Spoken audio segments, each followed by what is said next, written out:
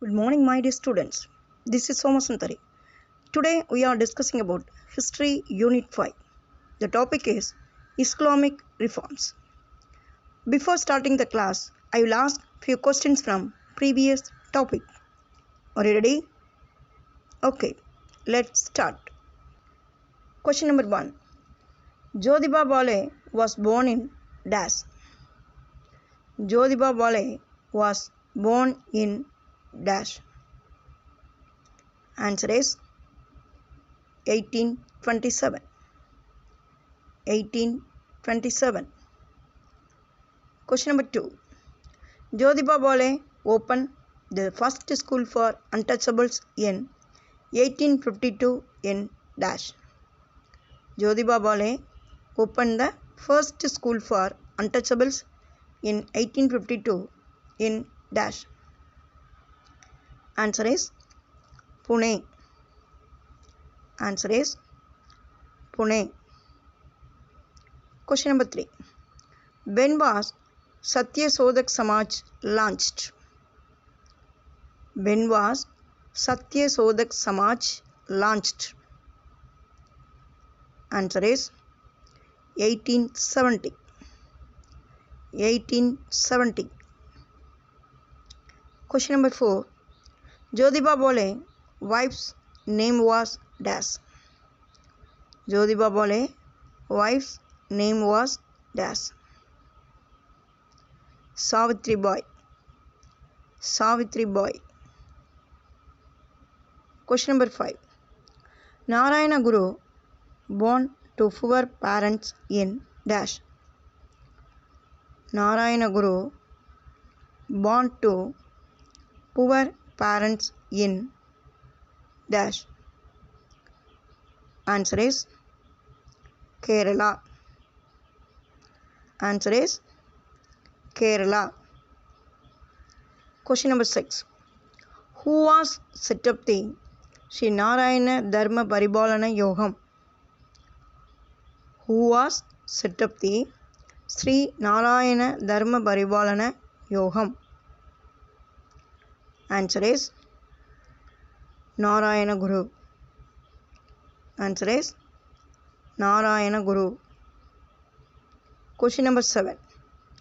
When was Ayyankali was born? When was Ayyankali was born? Answer is 1863 at Venganur. Answer is 1863 at Venganur. Next, when was Ayyankali founded in? Sadhu Jana Paribalana Sangam. When was Ayyankali founded in Sadhu Jana Paribalana Sangam? Answer is 1907. 1907. The last question. Narayana Guru established a grand temple at Dash. Narayana Guru established a grand temple at Dash. Answer is Aravipuram. Answer is Aravipuram. Children, I hope you are all got correct answer, isn't it? Well done. Now we are going to today's topic, Islamic reforms. After the suppression of Great Revolt of 1857, Indian Muslims looked to Western culture with suspicion. The community feared that Western education, Western culture and Western ideas would endanger their religion. Therefore, only a small section of Muslims accepted the new avenues for modern education. The Islamic reform movement best vowed modern communications about politics, education, science, or the economy with authenticity by drawing there into the system of religious communication fruitfully be understood with reference to different types of globally relevant social imaginaries. Islamic reforms tried to reconcile modern culture with Islamic traditions between their extreme poles. This apologetic Islamic reform movement created a historically specific and still enormously influential type of an Islamic modernity. The Islamic Reform Movement is an organization dedicated to reforming Islam based on value of peace, human rights and secular governance. Now I explain Sir Syed Ahmad Khan. Sir Syed Ahmad Khan born in Delhi into a noble Muslim family. Syed Ahmad Khan thought that lack of education, especially modern education, had harmed the Muslims greatly and kept them backward. He exhorted the Muslims to accept Western science and take up government services. He founded a scientific society and translated many English books, especially science books, into Urdu. He believed that the interest of the Muslims would be best served if they bonded with the British government rather than pitch in with the rising nationalist movement. So, he advised Muslims to take to English education and to concentrate on it. Sir Syed Ahmad Taqvi bin Syed Muhammad Muttaqi was the pioneer of freedom. He was a Muslim pragmatist, Islamic reformist, and philosopher of 19th century of British India. Sir Syed began promoting Western-style scientific education by founding modern schools and journals and organizing Muslim entrepreneurs. Sir Syed was born on October 17, 1817, into a family with strong ties to the Mughal court, and he studied Quran and sciences within the court. In 1838, after the death of his father, responsibilities fell into his shoulder and he accepted a job into the East India Company's court as clerk. In 1858, he became the high-ranking officer at the court of Moradabad, where he started working on his most famous literature. Next year, he established a school in Moradabad. In 1863, Victoria School in Ghazipur, and established a scientific society for Muslims in 1864. 1875, Sir Syed founded the Mohammedan Anglo-Oriental College, the first Muslim university of Southeast Asia. Battling with the illness and old age, he died on March 27, 1890. Next, I will discuss Alikar movement. The Alikar movement was a push to establish a modern system of education for the Muslim population of British India during the last decades of the 19th century. The movement's name derives from the fact that its cause and origins lay in the city of Aligarh in northern India, and particular with the foundation of the Mohammedan Anglo-Oriental College in 1875, which is landmark in the history of Indian Muslim education. The college was raised to the status of a university in 1920. The founder of the Oriental College and other education institutions that developed from it was Sir Syed Ahmad Khan. Syed Ahmad Khan became the leading light of the wider Aligarh movement. The education reform established a base and the impetus for the wider movement, an Indian Muslim renaissance that had profound implications for the religion, the politics, the culture and society of the Indian subcontinent. The main focus of the Aligarh movement was loyalty to British government, modern Western education for the Muslims to compete with Hindus, to keep away the Muslims from politics. The Aligarh movement has made a weighty and lasting contribution to the political emancipation of Indian Muslims. The movement had a profound impact on the Indian society, particularly on the Muslim society, compared to the other powerful but less adaptable movements of the 19th century. Aligarh movement. The War of Independence in the year 1857 ended in disaster for the Muslims. The British chose to believe that the Muslims were responsible for the anti-British uprising. Therefore, they made them the subject of ruthless punishments and merciless vengeance. With the rebellion of 1857, this feeling was intensified and every attempt was made to ruin and suppress the Muslims forever. After dislodging the Muslim rulers from the throne, the new rulers, the British, implemented a new educational policy with drastic changes. The policy banned Arabic, Persian, and religious education in schools and made English not only the medium of instruction but also the official language in the year 1835. This spawned a negative attitude amongst the Muslims towards everything modern and Western, and this disinclination to make use of the opportunities available under the new regime. Seeing this atmosphere of despair and despondency, Sir Syed launched his attempts to revive the spirit of progress within the Muslim community of India. He was convinced that the Muslims, in their attempt to regenerate themselves, had failed to realize the fact that mankind had entered a very important phase of its existence, that is, an era of science and learning. He knew that the realization of the very fact was the source of progress and prosperity for the British. Therefore, modern education became the pivot of his movement for regeneration of the Indian Muslims. He tried to transform the Muslim outlook from a medieval one to a modern one.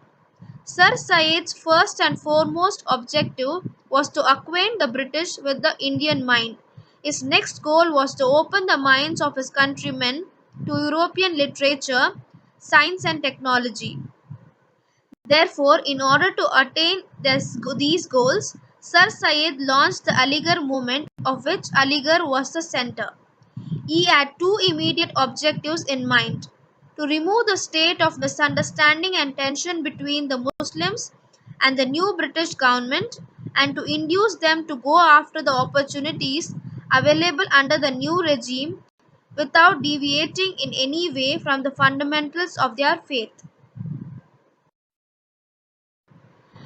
Keeping education and social reform as the two planks of his program, he launched the Aligarh movement with the following objectives. First one is to create an atmosphere of mutual understanding between the British government and the Muslims. Second one is to persuade Muslims to learn English education. Third one is to persuade Muslims to abstain from politics of agitation. Fourth one is to produce an intellectual class from amongst the Muslim community. Fifth one is to bring a social and cultural reform amongst the Muslim community. Sixth one and the last one is to maintain and, as far as possible, promote the political and economical importance of Muslims in the affairs of the country to the extent that was possible in a country under foreign rule. So this is all about the Aligarh movement. Thank you. Next, Deoband movement.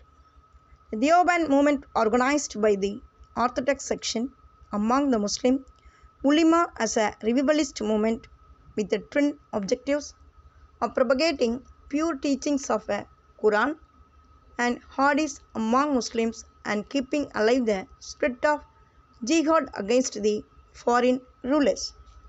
Deoband was a revivalist movement organized by the Orthodox Muslim ulema.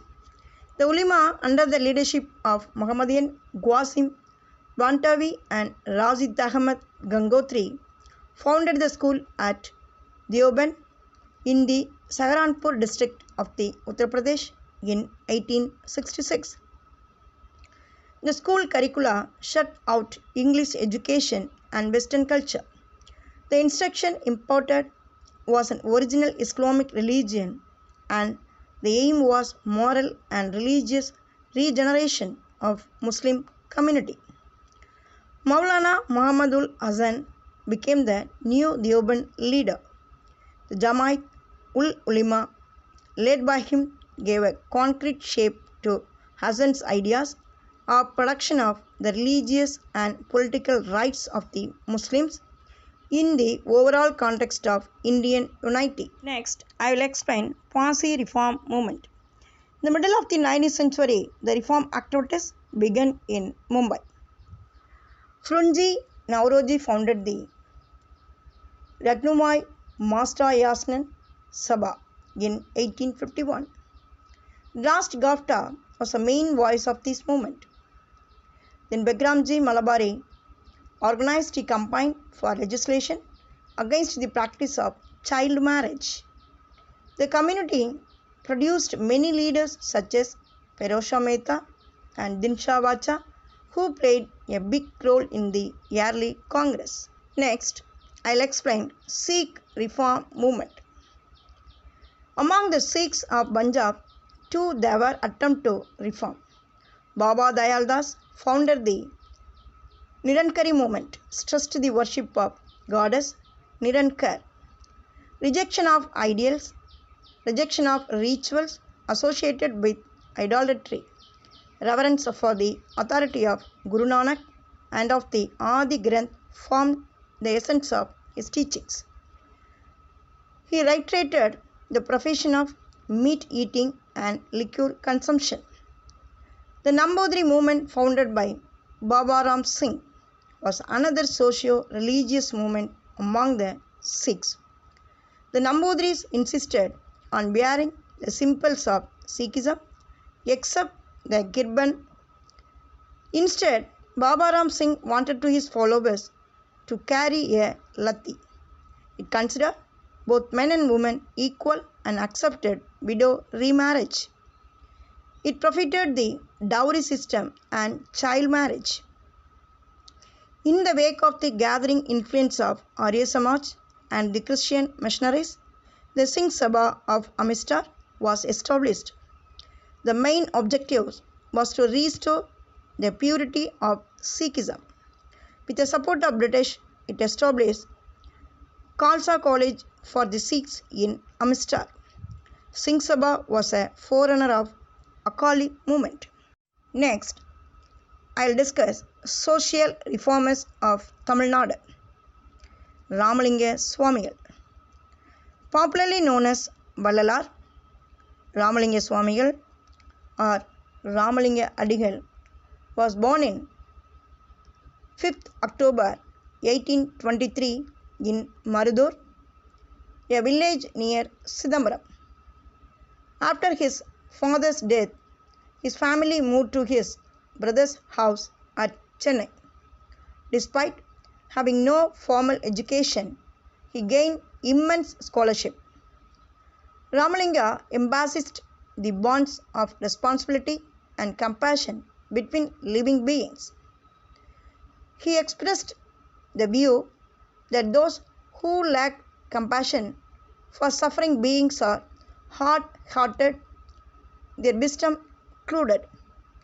He showed his compassion and mercy in all living beings, including plants. This he called Jivakarunya. He established the Samarasa Veda Sanmarka Sangam in 1865, and it was renamed Samarasa Suddha Sanmarka Satya Sangha, which means Society for Pure Truth in Universal Selfhood.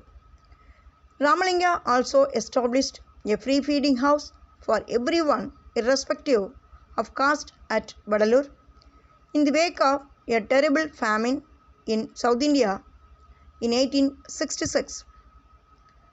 His voluminous songs were compiled and published under the title Thiruvarutpa. Ramalinga advocated the concept of worshipping the flame of a lighted lamp as symbol of the eternal power. Ramalinga bore witness to hunger and poverty in the country. I saw poor people emaciated with hunger and terribly weary going to every house, yet the hunger was not removed and my heart suffered intensely. Those who suffer with relentless disease, I saw them in front of me and my heart trembled. I saw those people poor and of unmatched honor, their hearts weary and I grow weak. Next, Ayodhyadasar. Pandit Ayodhyadasar was a radical Tamil scholar, writer, Siddha medicine practitioner, journalist, and socio-political activist. Born in Chennai, he was fluent in Tamil, English, Sanskrit, and Pali languages. He campaigned for social justice and worked for the emancipation of the untouchables from the caste clutches. He worked for the construction of a casteless identity and castigated caste hegemony and untouchability. He considered education as an important tool for empowerment and became the driving force behind the establishment of several schools for the untouchables in Tamil Nadu. Pandit Ayodhyadasar founded the Advaitananda Sabha to raise the voice for the temple entry of the untouchables.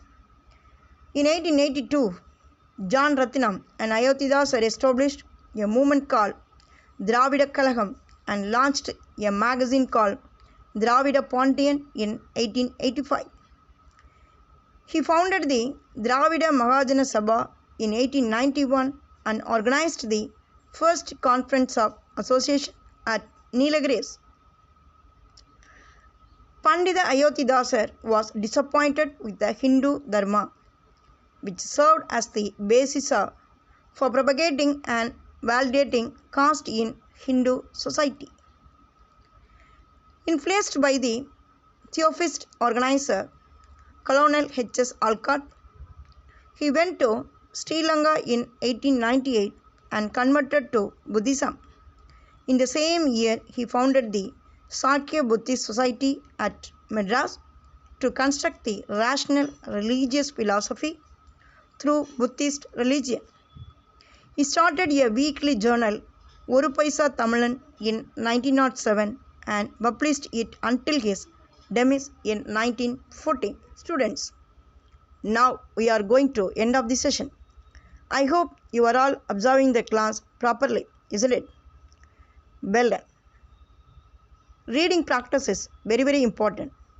So you must read 2 times today's topic. Tomorrow I'll ask few questions from today's topic. So revise properly. Thank you children. See you next class.